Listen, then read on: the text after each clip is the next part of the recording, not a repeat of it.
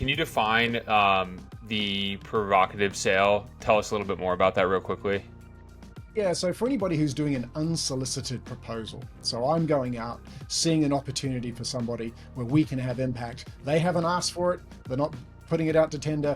We're having to make them aware that there's an opportunity of some type, and then of course get a desire to make change, break the enterprise inertia, and then of course, adopt our solution in the end. That's how I think about the provocative sale, which I think is really important. We're recording this in 2023 when a study came out recently that I saw that showed that 5% of B2B buyers are in the market for something new this year. Why? Because it's all do more with less. Mm-hmm. So if we're going to fight over that 5% pie, we're going to have a tough time. So I think people that have the opportunity to recognize opportunity that's been undiscovered by buyers, then you're going to be in a much better position. Welcome to another episode of the Elite Selling Podcast. We are your hosts, Frankie and Griffin. Today we are joined by our good friend, Mr. Matt Cameron. Matt is the Chief Executive Officer of Sassy Sales Leadership. Sassy Sales Leadership accelerates the go-to-market teams of the highest growth SaaS organizations in the world. And today we are talking about how elite enterprise sellers use emotional intelligence to build and win mega deals. Great conversation with Matt. We hope you enjoy this episode. And if you're enjoying the podcast, don't hesitate to like us, rate us, give us a couple stars on Spotify, Apple, wherever you listen to your podcasts. Frankie and I appreciate it. Let's jump into the episode. Here's Matt Cameron. Matt, welcome to the Elite Selling Podcast. How are you, sir? I'm great. Good to see you, Griffin. Absolutely. Appreciate you taking time out of your day to meet with us. Frankie and I were very, very excited to chat to you today about this topic of emotional intelligence, specifically how elite enterprise sellers leverage emotional intelligence to build and win mega deals. So very excited to jump into this today. Hoping you could just kick us off with just a brief general overview of emotional intelligence relative to sales and why it's so important for sellers and sales leaders to focus on emotional intelligence and understand this concept. Yeah, great way to start. And I think one of the things I want to call out is when we say emotional intelligence, most people think about charisma, interpersonal skills, the ability to engage with another human. And that's part of it for sure, but it's kind of 1/5 of the whole picture. But when I first got excited about this was way back when I was starting my sales career. I was a couple of years in. It was 1996, and Daniel Goleman had released his book, Emotional Intelligence, to summarize the research. And it really struck a chord with me because I knew so many very intelligent people who are quite ineffective in general, and other folks that I would say, middle of the pack, who are extremely successful in not only sales, but leadership and whatnot. And I really wanted to dig in from there. So it's been a long journey, getting close to 30 years thinking about this stuff. And so to define the relevant competencies, you have to put a larger umbrella across emotional intelligence. And the way that I think about it aligns to a methodology. They call it the EQI, the EQ inventory. And the first one is self-perception, how we think about ourselves, self-expression, the interpersonal competencies that we're all familiar with, decision-making, and stress management. And all of those areas have sort of sub-competencies. But if you think about it for a second, that all makes sense in the context of sales, doesn't it? I mean, it's very, very hard to go out in the world and certainly do a provocative sale, the challenger style sale, if you're going to be an enterprise and doing mega deals. If you don't truly believe in yourself, the solution that you represent, and the impact it can have for other people. So definitely bigger than just being somebody who's easy to get on with and who has empathy and those sorts of things. Can you define the provocative sale? Tell us a little bit more about that real quickly. Yeah, so for anybody who's doing an unsolicited proposal, so I'm going out, seeing an opportunity for somebody where we can have impact. They haven't asked for it. They're not putting it out to tender. We're having to make them aware that there's an opportunity of some type, and then of course get a desire to make change, break the enterprise inertia, and then of course adopt our solution in the end. That's how I think about the provocative sale, which I think is really important. We're recording this in 2023 when a study came out recently that I saw that showed that 5% of B2B buyers are in the market for something new this year. Why? Because it's all do more with less. Mm-hmm. So if we're going to fight over that 5% pie, we're going to have a tough time. So I think people that have the opportunity to recognize opportunity that's been undiscovered by buyers, then you're going to be in a much better position. Yeah. That is such a sobering statistic. 5% 5% of buyers are in the market for a new technology. So Matt, I mean, how do you see the best elite sellers sort of really digging in from a tactical perspective, leveraging emotional intelligence to go after that 95%? I mean, why is emotional intelligence such a asset? I think there are 3 of the competencies that really come into play here. And the first one I mentioned, which is this idea of optimism, right? Which is having confidence that if you follow some sort of formula for sales success, that you're going to get the results, not only for yourself, but for your customers, right? And it sounds easy when I say it. It sounds a little trite, but the question is, well, how do you get that confidence and why is that so important? I know, and I'm sure you've seen as well, folks who've been moderately successful, perhaps very successful, and all of a sudden they hit a trough and they don't do the things that they need to do to be successful. They know what to do, they know how to do it, but they just don't do it.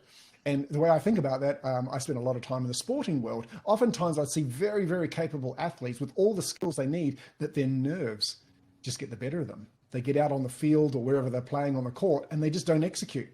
And it all comes down to what's going on in their mind. So having that optimism is really important. And how do we get it?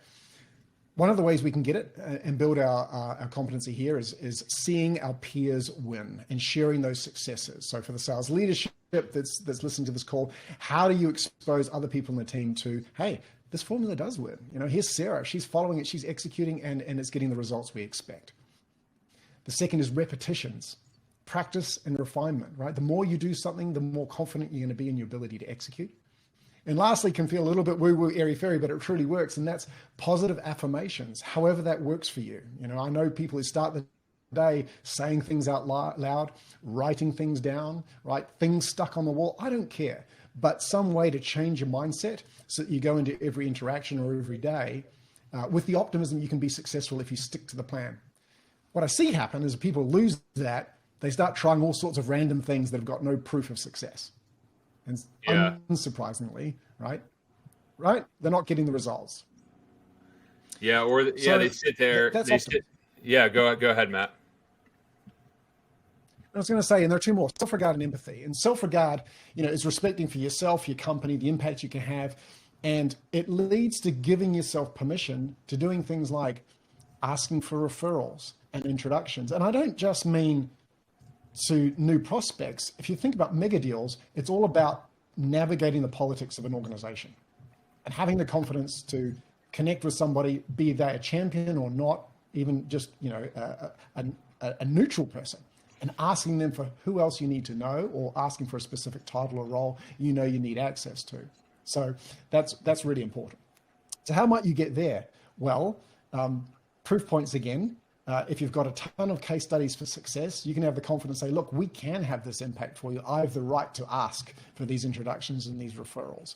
Another way to do it for self-regard is journaling, right? A lot of people I know that are very high in optimism and have great self-regard are writing down, daily or weekly, their success, their reflections about what's going well, the impact they're having, the positive things the outcomes that they're getting from their activities.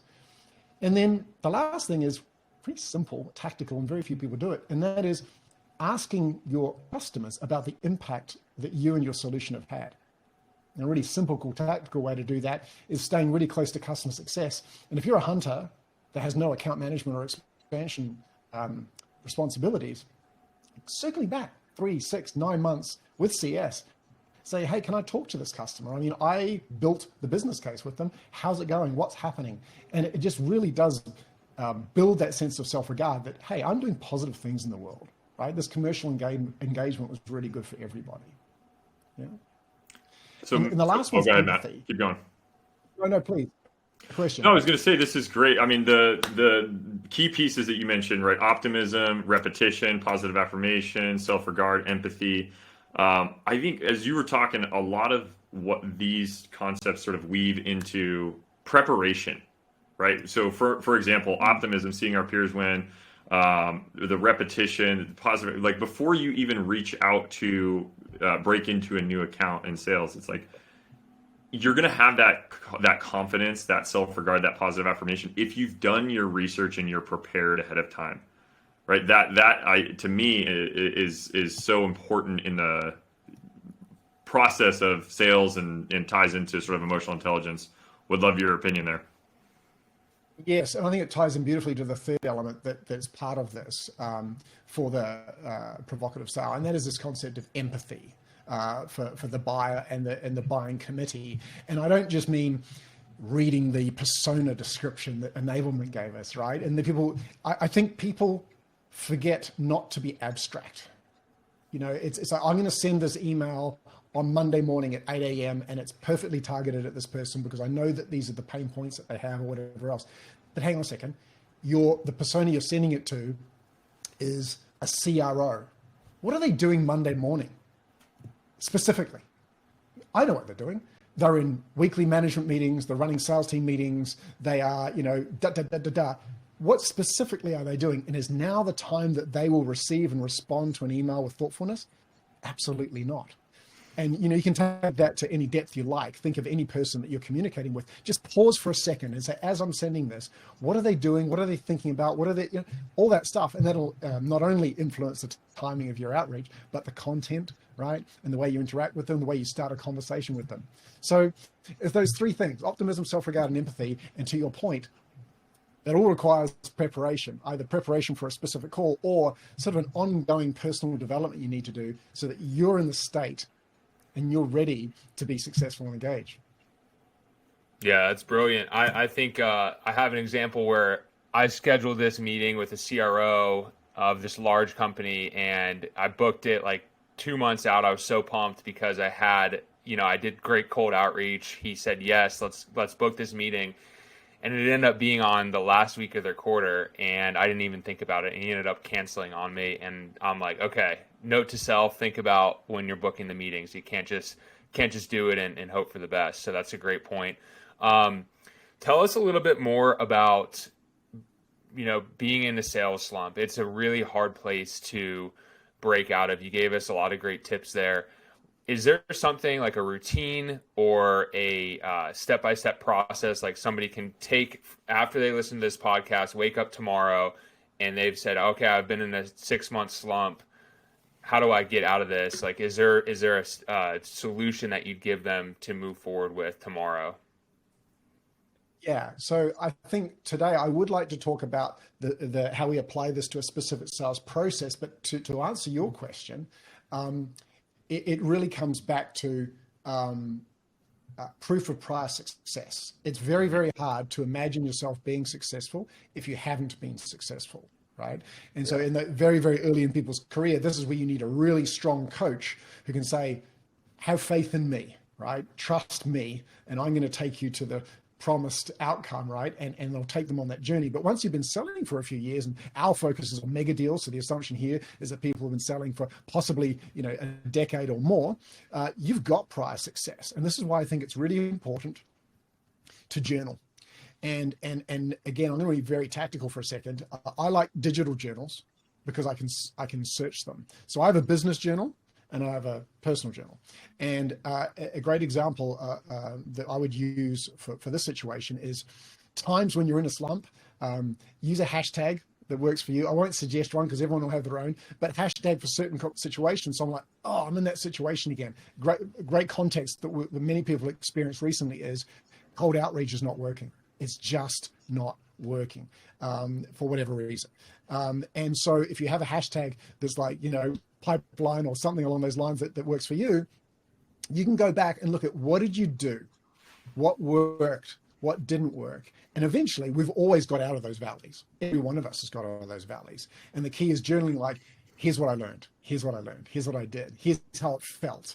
And from an emotional intelligence standpoint, I really like people to lean into emotions. And I personally do this. It's rare, I think. I write down how I'm feeling.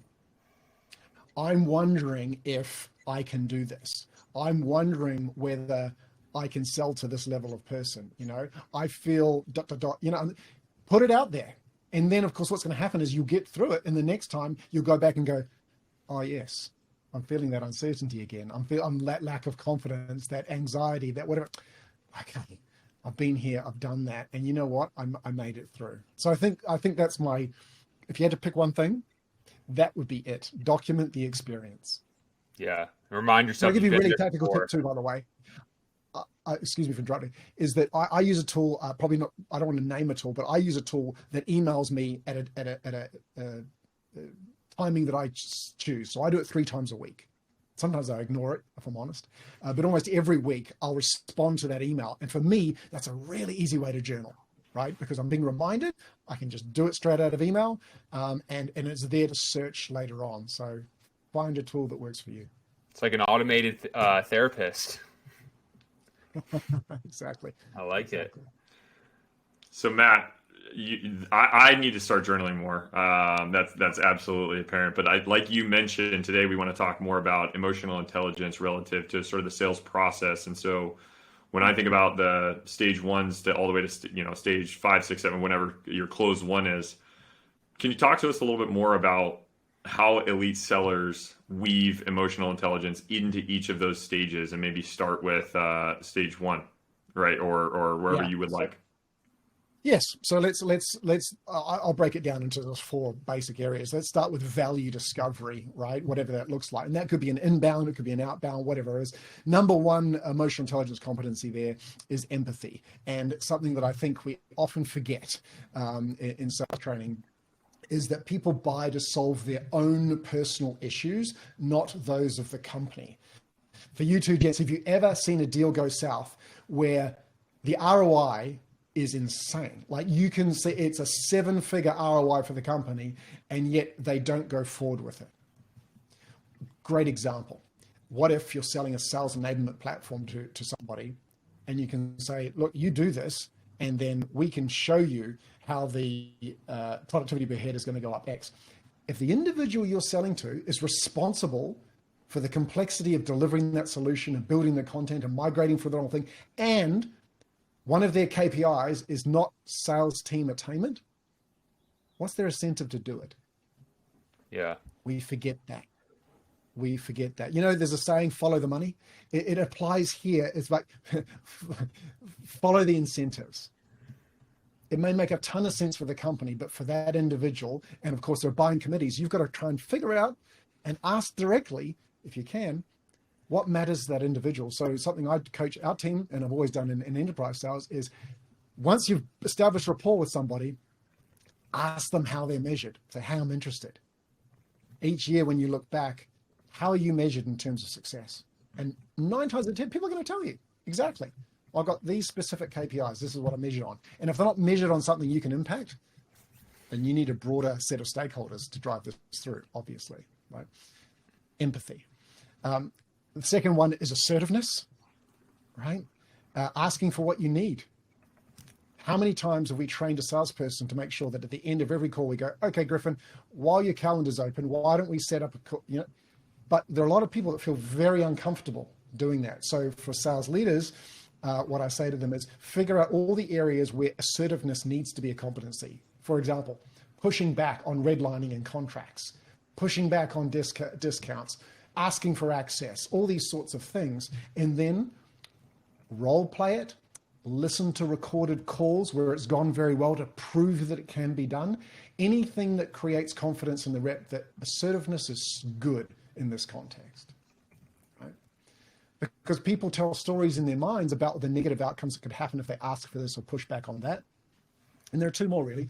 Problem solving, which is something that really can't be trained so much as exercised. And that's where you need to give people the tools to understand all the inputs to a decision for the outcome you're looking for, right? So if you're looking to drive this outcome, what are the variables, and get them to practice that, right? So that they get comfortable in that problem set. And the last one's reality testing, which is, I think I really see this in fantastic enterprise salespeople and their leaders, which is, I know we were told this, we've read these things, but How do we know they're true? I'm the decision maker. I have budget. We will do this by this time. This person's important. We do not need to consult with the CFO. That all goes in the CRM. We're good to go. But how do we know that's true? Right? And that, I think, is one of the key differentiators for the elite salespeople. Yeah. So Matt, tell us more about reality testing, because that's a key point. How do you walk us through that process? What does that look like? Reality testing, I think, in the sales context can be really augmented by having a really structured deal quality checklist, right? So when I was trained many years ago, there was a 1 to 20 set of questions which we would ask, which is, who actually initiated this project? Who has the authority to sign off, to approve the spend? What are the other competing priorities that this money could be allocated to? And where does the stack rank and why? Who says so? Why should I believe them? You get the picture, right? Mm-hmm. It's sort of swarming it with validity assessments, and that's part of the reality check. Most organizations I work with ask the right questions, but don't validate them. Yeah. Do you have a preference for sales qualification? Like MedPIC's super popular now. It sounds like you might have used something different. Do you think there's one that's better than another?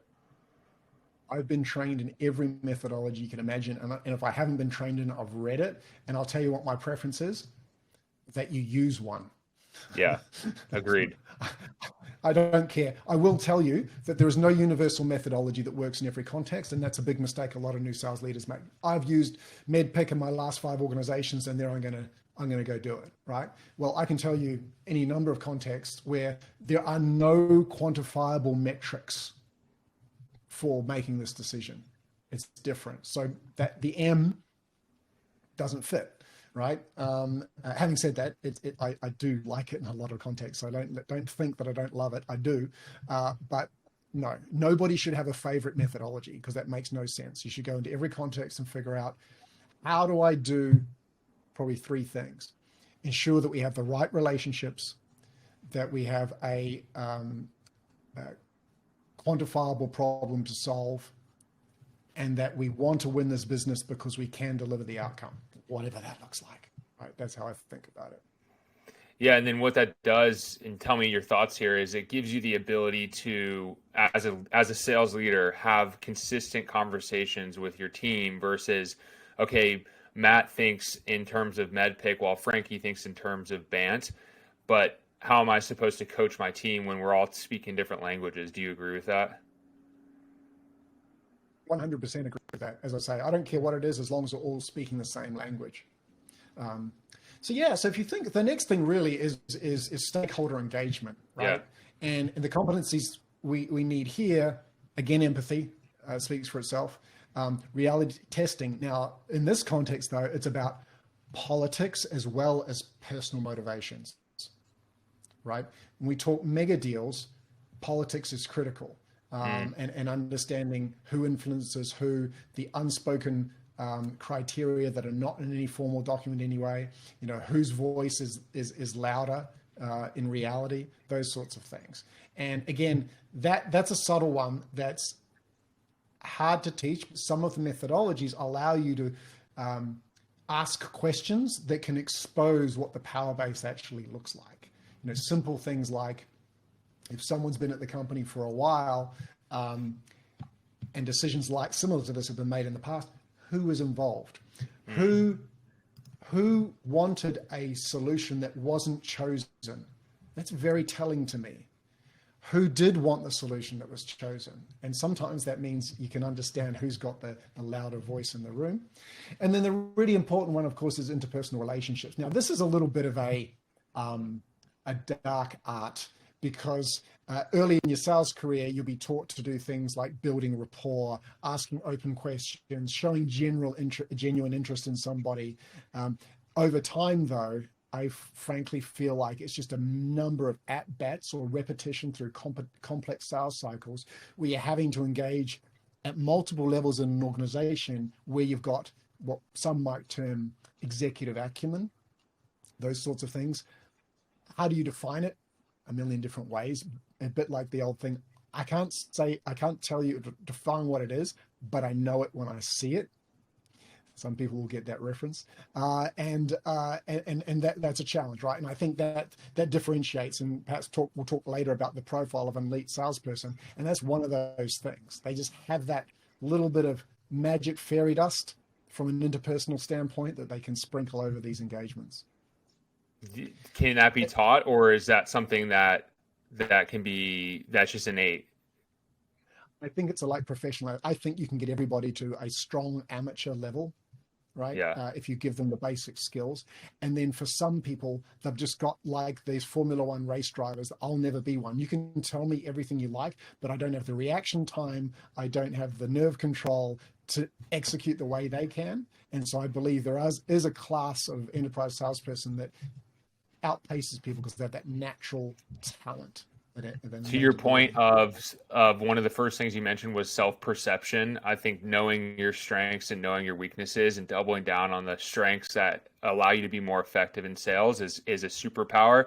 And then delegating the things that might be your weaknesses, where you're just going to spin your wheels over and over and over again if you try and do something that you're not competent at. So I think to your point of defining what EQ is, self-perception is one of the first and most important things that you mentioned. I agree. And I would also say it comes down to the ability to be vulnerable, because every athlete has to tell their coach where they're struggling physically and emotionally so that they can get the support they need. And the best sellers I've ever worked with were better than me when I was a seller, like hands down better than me. And yet they were the ones that would always put time on my calendar to say, Matt, I want to go through this. What am I missing, Matt? What do you see that I can't see? They're the best sellers. And a great example would be somebody who knows about themselves, that they tend to have happy ears. They're very optimistic. They've got a little bit of impulse control issue. They just want to go for every deal. They'll come to me or their sales manager and say, hey, help me find why this won't close. Let's pressure test everything I have today. No, that's what an elite seller does. Yeah. Yeah. Great point. It's probably a nice segue then into the next stage. We've got two more: solution validation and then contracting, right? So for enterprise deals, there needs to be some validation. And this is interesting. Coming back to self-regard, you need to feel confident that you truly understand the impact your solution can have, and that you consider yourself an expert in delivering that outcome, right? Because it's not about being an expert in your solution. It's about delivering the outcome for the client, because that's what you need to win a mega deal, right? They have to trust that you know what you're talking about and that you'll be a good Sherpa or guide to taking them to that outcome. And how do you do that? It's being a student of all of that, right? And never being satisfied with your knowledge, always being curious, and looking to get 1% better every day, as people say. And that is, again, a number of at-bats, and you can't just rely on the number of deals that you're exposed to. That's why elite and high EQ folks spend a lot of time understanding their peers' deals. So they're joining the big deal review assessments with their teams. They're contributing, they're getting feedback from their peers and getting exposed to as many deals as they can. The next thing's impulse control, because a lot of reps try to push through the solution validation phase, close, let's not do a proof of concept. We don't need to do a pilot. Let's, push. But on the other side, you've got a buyer with whom you have to have empathy and pause for a second. Go, hang on, asking them to spend $3 million with me. Pause for it. If I had to sign off on a decision for $3 million, how would I feel when I'm not the CEO? Or even if I am? That's a lot of personal risk they're taking on. So how do we manage our impulse control to make sure that we get through that in a proper and timely manner? That, of course, if we do that successfully, gets us through to contracting. And this is really interesting. There's one we haven't talked about yet, which is emotional self-awareness. How many times have you gone onto a call where you haven't noticed it, but you've got a tight chest or butterflies in your stomach and your hands are a little clammy because the outcome of this call is so important, and then you go into it tense and you haven't noticed it and you perform suboptimally? Back to my original point, you've got all the skills, you've got all the knowledge, but you can't execute because you're not in an emotional state where you can be focused, present, and so you're worried about the outcome. And therefore, as I'm listening to you, I'm thinking about the next thing I'm going to say. or I'm worried about the outcome of this call, or my boss is on the call, I'm worried about what she's thinking about what I was saying and I can't screw it up. So how do you solve for that? And again, I'll go a bit woo-woo on you. What I've learned is the very best athletes in the world, and something I learned decades ago, have a very good mindfulness practice. And what does that mean? Very, very simple. The simple on-ramp is start to meditate immediately. How do I do that? Today, 2023, as we record this, I can get Calm or Headspace, one of these apps, 10 or 15 minutes a day. And what you'll notice is that it takes longer than you think it will. And then a few months later, you'll catch yourself going into a call or in a meeting with someone, and you'll be noticing how you're feeling. And then you can decide that that's okay, or bring it down using breath work or something like that. No one's noticing, but you're doing slow controlled breathing to get yourself back to a state where you're ready to engage and execute with all the skills you know you have. And I think that is a superpower, and most people don't have it, which connects to the other ones in contracting I talk about is obviously optimism, where you know you're going to get the outcome, the self-regard, to defend my price. This is valuable. I'm not going to be pushed into discounting. I'm not going to be giving you termination for convenience in your contract, these sorts of things. Tempered by empathy. But the last one we haven't really talked about is stress tolerance. So stress tolerance is part of the stress management competency. Is, do you find yourself at the end of the quarter freaking out as we try to get the hockey stick outcome everyone gets at the end of the quarter, right? What does that look like? And if you are freaking out, how does that impact, again, your ability to stay focused, stay present, and execute well? So that kind of rounds it out. So to sort of sum up what we talked about, there are probably 9 key emotional intelligence competencies you need through value discovery, stakeholder engagement, validation, and contracting. And the very best elite sellers get it, and they look after themselves mentally and physically so that they're ready to engage at that level, and they're all very vulnerable and happy to be transparent with people who can help them fill in the gaps. And I'll tell you, I'm very happy to share mine. Impulse control is a big problem, right? Now, as a CEO, it's even worse, because I say to the team, hey, I've got this great new idea. Let's go do this. And what I've told my team is, hey, when I do that, pull out the OKRs, say, this sounds interesting, Matt. Under which heading does this fit? Oh, well, it doesn't, but it's a really great idea, and I think we should do it. Matt, no. It's got to fit. If it doesn't fit under the umbrella of an OKR, we're not going to do it. And so in a sales context, it's things like sending a proposal with pricing before we truly understand the impact, the stakeholders, the motivations. And that happens all the time.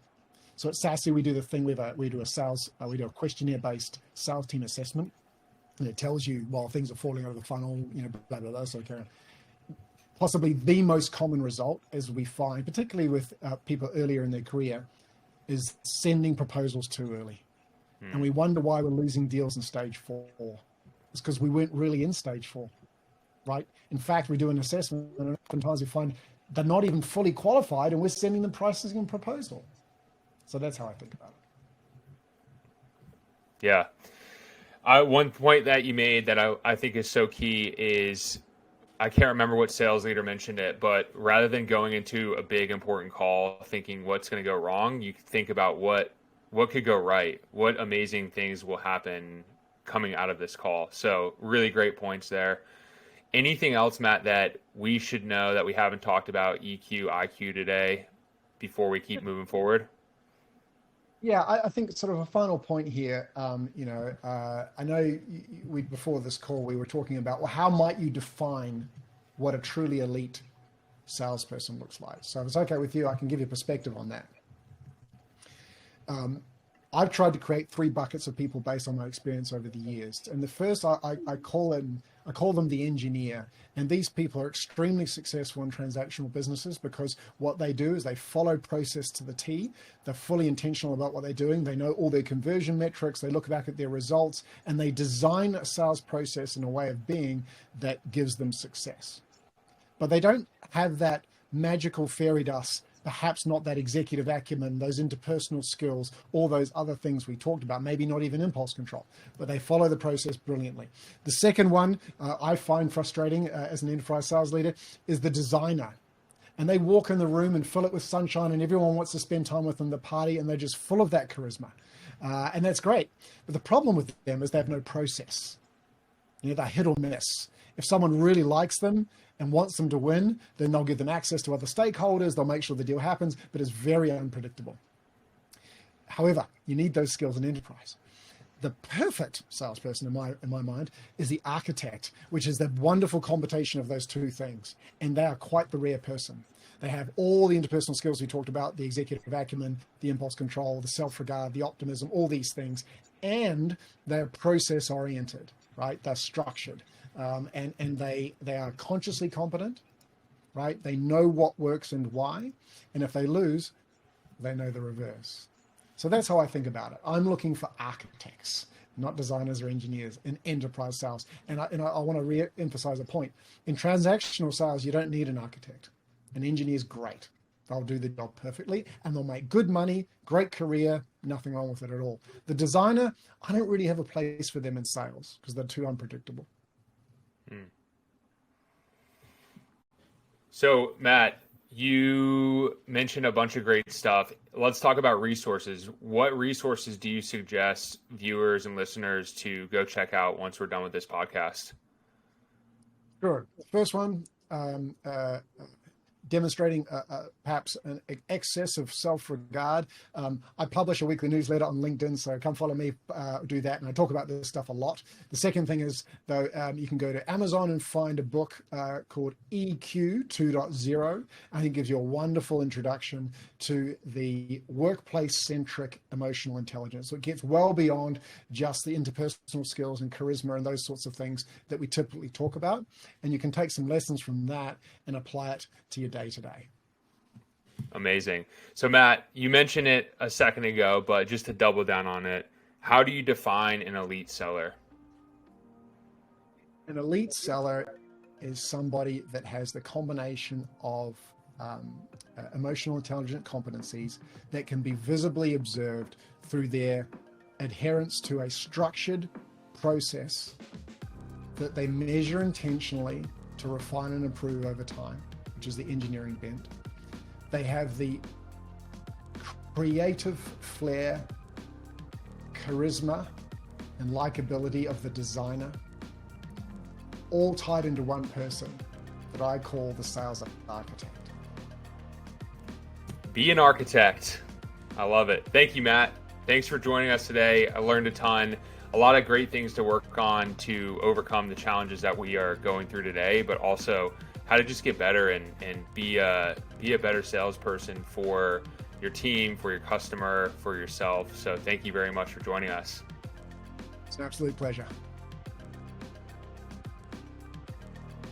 Matt, thanks for joining us on the podcast today and taking us through a deep dive of why emotional intelligence is so important to the profession of sales. So we covered today so many great topics, but just to highlight what we did. Number one, why emotional intelligence is such a differentiator today and how to place yourself in the three key archetypes that Matt mentioned. Number two, why emotional intelligence is important and critical for the unsolicited sale. So think cold call, cold outreach, and how you can use emotional intelligence to penetrate net new accounts. And then last but not least, how to use emotional intelligence competencies for value discovery, stakeholder engagement, and solution validation. If you want to learn more about Matt, be sure to go check him out on LinkedIn. And again, if you're enjoying this podcast, we would appreciate a few stars, a like, a subscribe, share it out to your friends, get the word out here, and let's all become elite sellers. Thanks for listening.